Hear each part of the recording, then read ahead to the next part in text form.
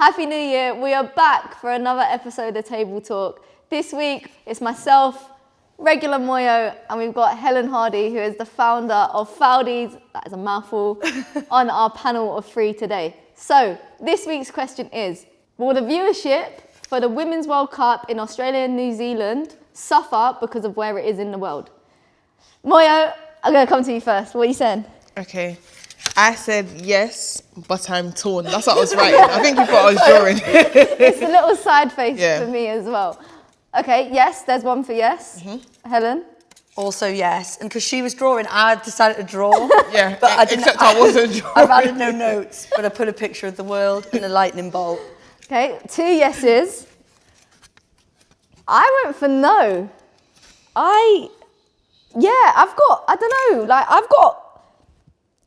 I've got faith. Not faith. I genuinely think a lot of people are going to tune in and really commit to tuning in because of the rate of the growth of the game. More media attention, more brand attention. I know the timings are going to be here, there and everywhere, but something in me just thinks people are going to either stay up or get up early to tune in. And yeah, that's why I've gone for no. Like, I've just got this feeling, but you lot obviously don't think the same. So please let me know why. I just feel like when you look across the big nations in women's football, predominantly they sit in Europe and the Americas. Yeah. So like across the top 20, you've got your Brazils and you've got your USAs. Yeah. And when you look at that opener, 3 o'clock in the morning, watching Australia, I ain't getting out of bed if I'm in New York. Yeah. But I feel like a lot of the games are going to be affected by that timing. And then you look across the top 20, I think there's 5 teams that won't be affected by the time difference. Primarily the Asian nations, and Australia, New Zealand. And I just feel like that when you're looking at these countries which have really embodied women's football, they sit in these time zones, they sit in Europe and they're sitting in where they're going to struggle. In Canada and the USA, where we're really going to struggle for numbers. And I just really hope that the sort of drive of what's happened with the Euros just gets people wanting to turn their TV on, not just for the Lionesses games, because it's really important that we start seeing it across, all of the other fixtures as well. So that's where my concern is. Moya?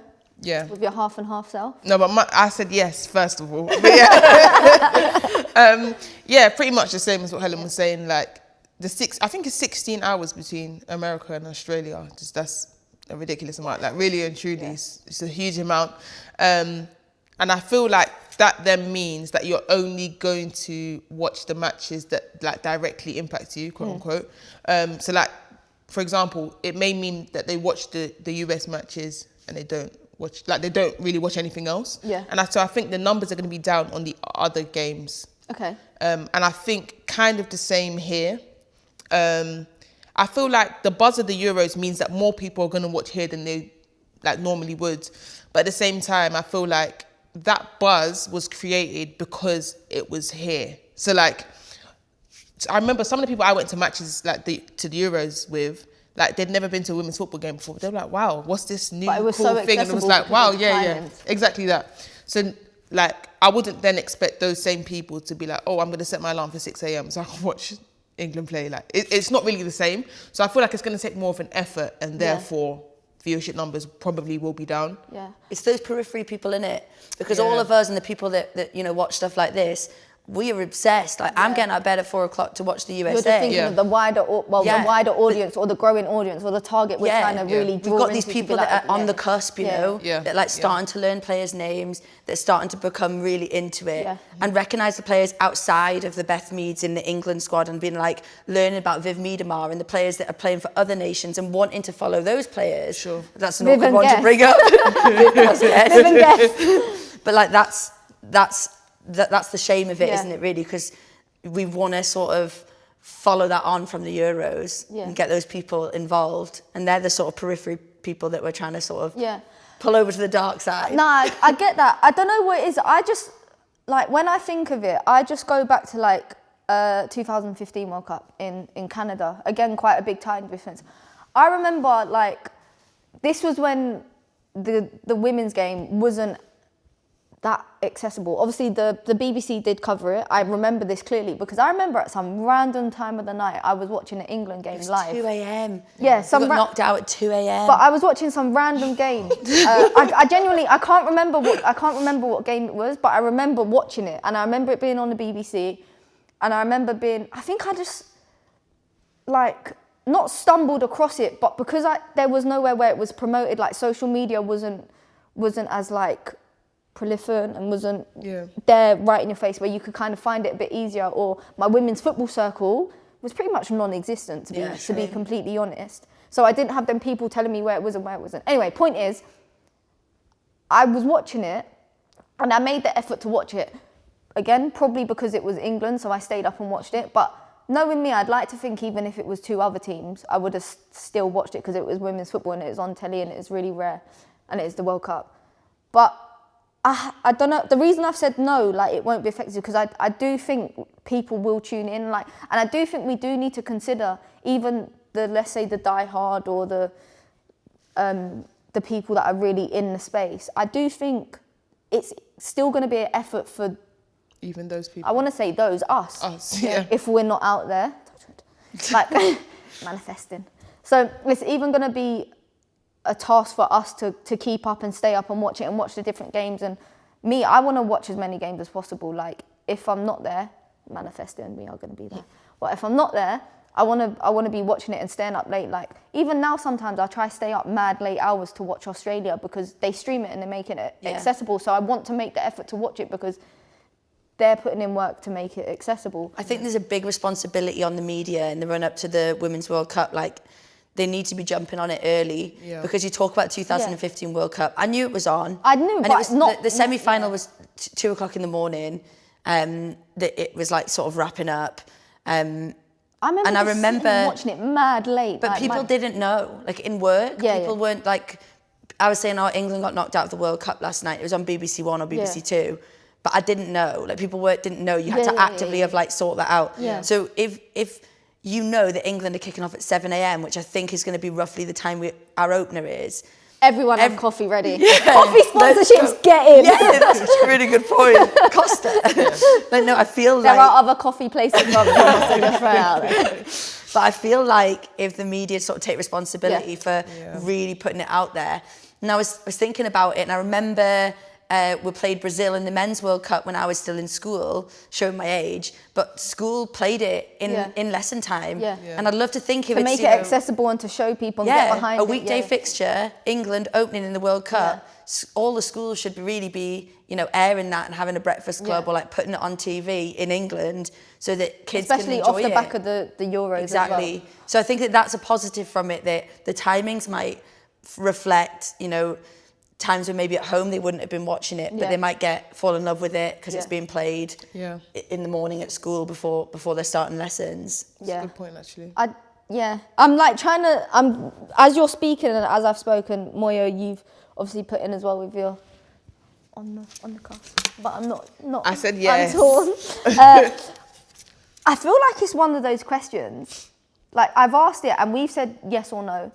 But when you actually think about it, we're literally never gonna know until after the tournament, aren't we? So I think when we come to actually define, is it gonna be a yes or a no in our opinion, we're kind of just not a wild guess, but we're kind of just, if it is yes or no, just going for the no. It's more hoping that people do get behind it. For the yes, it's real life and how people are gonna work around that. Like, we're not actually going to know the answer until after the World Cup. So it's really difficult, but I don't know whether, obviously there's 2 yeses, so I'd probably assume that the answer's going to be yes.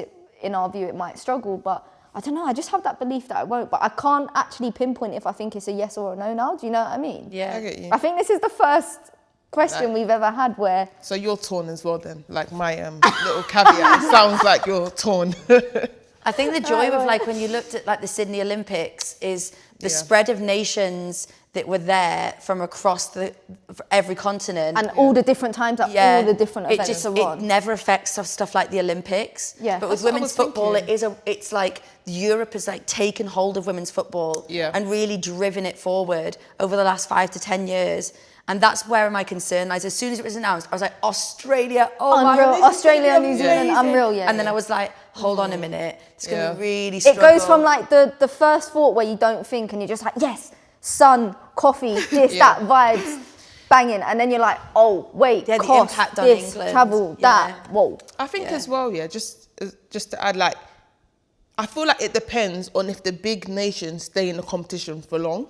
Like, I feel like some of the reason that the Euros viewership numbers kept going up and up and up here was that England was still in the competition. Like, I feel like we all said in the beginning, like before the tournament started, we were like, England needs to make it to the final for like viewership numbers to stay high. Yeah, we did. And I feel like it's the same. Like, for example, if there was like a shock result and one of the big nations got knocked out, then I think viewership numbers would go down, because the way women's football feels like it's driven at points is that, like, as long as the big teams or like stay in, or names stay in, those fans of those teams continue watching.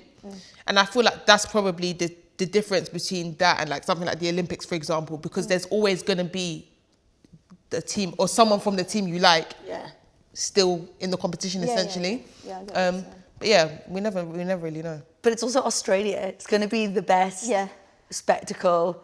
Yeah. It's such an amazing footballing nation as well, in terms of what the Matildas have done. But also New Zealand, like they're on the come up as well. Like, I think people do sometimes forget it is Australia and New Zealand. New Zealand's beautiful. And I think, I don't know, I think to wrap it up, Moyo, tell me you've swayed to the no. Tell me that faith. Tell me you've got that faith, because I just... Do you want to borrow the pen? Yeah, I'm yes, but torn, as I said. So I feel like it could go either way. Like, we never really know, but I'm obviously saying yes is my answer. I just feel like, it's going to be the biggest and the best yet. And I do genuinely believe that the fans, the supporters from all the countries are going to get behind it just to keep this game growing. So I'm going to say the viewership isn't going to be affected and it's going to be the biggest one yet. And I'm praying, fingers crossed, that is going to be the case. This has been Table Talk. We hope you enjoyed it and we'll see you on the next one.